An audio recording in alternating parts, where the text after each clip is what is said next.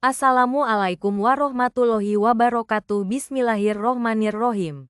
Perkenalkan, saya Ustazah Yuni Pahafni, kelas B6 mata kuliah konten kreatif production PAI semester 3. Semangat dan selalu semangat dalam belajar dan mencapai cita-cita. PJJ PAI Syekh Nurjati Cirebon, Universitas Kebanggaan Dunia Akhirat. Belajar adalah awal dari kekayaan. Belajar adalah awal dari kesehatan. Belajar adalah awal dari keajaiban. Jangan takut untuk salah saat menuntut ilmu, karena kita dapat belajar melalui kesalahan tersebut. Setiap hari adalah waktu baru untuk belajar hal baru. Pengetahuan itu tidak ada batasnya. Oleh karena itu, jika kamu terus belajar, maka duniamu akan makin luas. Alhamdulillah, segala puji bagi Allah yang telah memberikan kita kesempatan untuk berkumpul di sini. Pada kesempatan kali ini, kita akan belajar tentang salah satu ibadah penting dalam agama Islam, yaitu wudhu. Wudhu bukan hanya sekadar ritual kebersihan, tetapi juga merupakan salah satu syarat sahnya salat. Dengan memahami tata cara dan makna di balik wudhu, kita bisa lebih mendalami kehusyukan dalam beribadah dan menjaga kesucian diri sebagai persiapan untuk mendekatkan diri kepada Allah. Semoga pembelajaran kali ini membawa manfaat dan memudahkan kita semua dalam melaksanakan ibadah dengan benar.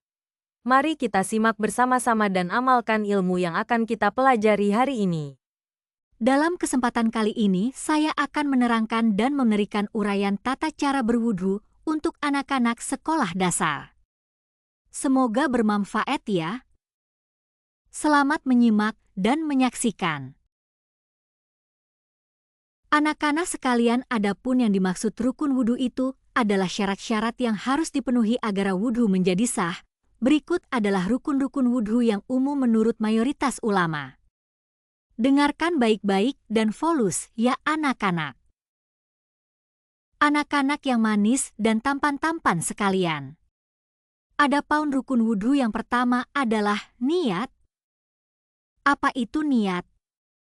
Dan di mana tempatnya anak-anak? Niat itu dilakukan di dalam hati sebelum memulai wudhu. Tepatnya niat itu dilakukan ketika mula-mula membasuh muka. Bertujuan untuk menyucikan diri dari hadas kecil. Anak-anak sekalian, yuk, kita lanjut ke rukun wudhu yang kedua. Apa rukun wudhu yang kedua, anak-anak?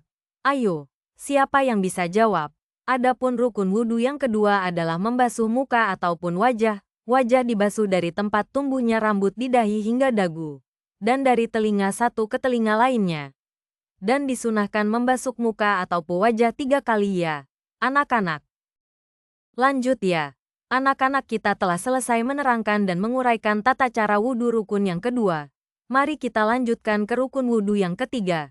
Apa rukun wudhu yang ketiga, anak-anakku? Siapa yang bisa jawab, tunjuk tangan. Ayo, silahkan dijawab. Rukun wudhu yang ketiga adalah membasuh 2 tangan hingga siku, yaitu kedua tangan harus dibasuh mulai dari ujung jari hingga siku, termasuk sela-sela jari ya anak-anak. Dan disunahkan juga membasuh tangan hingga siku 3 kali ya. Lanjut lagi ya. Anak-anak, kita lanjutkan ke rukun wudhu yang keempat. Apa rukun wudhu yang keempat, anak-anakku? Siapa yang bisa jawab? Rukun wudhu yang keempat adalah mengusap sebagian dari kepala atau rambut dengan air. Dan disunahkan mengusap sebagian dari kepala atau rambut 3 kali juga. Dan siapa yang tahu rukun wudhu yang kelima? Ayo, dijawab anak-anakku. Rukun wudhu yang kelima adalah membasuh kaki hingga mata kaki termasuk sela-sela kaki ya. Jangan lupa disunahkan juga membasuh kaki hingga mata kaki 3 kali juga ya. Selanjutnya adalah rukun wudhu yang keenam adalah tertib, yaitu melakukan rukun wudhu secara berurutan sesuai dengan yang telah ditentukan tanpa menyelisihi urutannya. Ketika keenam rukun ini dipenuhi, maka wudhu yang kita lakukan dianggap sah, dan kita dalam keadaan suci untuk melakukan ibadah yang memerlukan wudhu. Ingat, jangan salah urutan rukunnya ya anak-anak. Apa kesimpulan pelajaran tentang tata cara wudhu ini, anak-anak? Wudhu adalah bentuk penyucian dalam Islam, yang dilakukan sebelum melaksanakan ibadah tertentu, seperti sholat, membaca Al-Quran, atau ibadah lainnya yang memerlukan keadaan suci.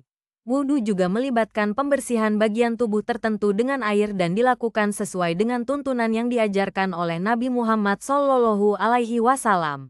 Secara umum wudu bertujuan untuk membersihkan diri secara fisik dan spiritual, serta untuk mendekatkan diri kepada Allah Subhanahu wa Ta'ala. Langkah-langkah dalam wudu meliputi niat, mencuci tangan, berkumur-kumur, memasukkan air ke hidung, membasuh muka ataupun wajah, membasuh tangan hingga siku, menyapu sebagian dari kepala ataupun rambut, membasuh kaki hingga mata kaki, dan disunahkan 3 kali. Wudu bukan sekadar ritual, tetapi adalah sarana untuk membersihkan hati dan jiwa. Setiap tetes air yang menyentuh tubuh kita mengingatkan bahwa kebersihan lahir dan batin adalah satu kesatuan dalam menjalani kehidupan.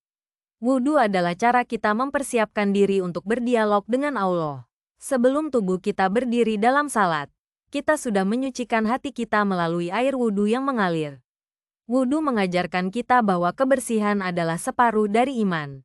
Ketika kita menjaga kebersihan, kita juga menjaga kehormatan diri dan kesucian hati. Setiap kali kita berwudu, kita sedang mencuci bukan hanya tubuh, tetapi juga dosa-dosa yang melekat dalam diri kita. Betapa besarnya kasih sayang Allah. Dia memberikan cara yang mudah untuk bersih dari segala kesalahan. Wudu adalah perasaan ketenangan yang datang ketika kita merasa siap untuk menghadap Allah. Ketika kita menjaga wudu, kita menjaga kesucian hati dan diri dari segala kotoran dunia. Allah Subhanahu wa Ta'ala berfirman dalam surah Al-Maidah ayat 5:6. Wahai orang-orang yang beriman, apabila kamu hendak mengerjakan salat, maka basuhlah wajahmu dan tanganmu sampai siku, serta sapulah kepalamu dan basuh kakimu sampai kedua mata kaki. Jika kamu junub, maka mandilah. Dan jika kamu sakit atau dalam perjalanan, atau salah seorang di antara kamu datang dari tempat buang air besar, atau kamu telah bersentuhan dengan perempuan, maka kamu tidak mendapat air, maka bertayamumlah dengan tanah yang baik, bersih, sapulah wajah dan tanganmu dengan tanah itu. Allah tidak ingin menyulitkan kamu, tetapi Dia ingin membersihkan kamu dan menyempurnakan nikmat-Nya bagimu, supaya kamu bersyukur. Sekian dan terima kasih. Assalamualaikum warahmatullahi wabarakatuh.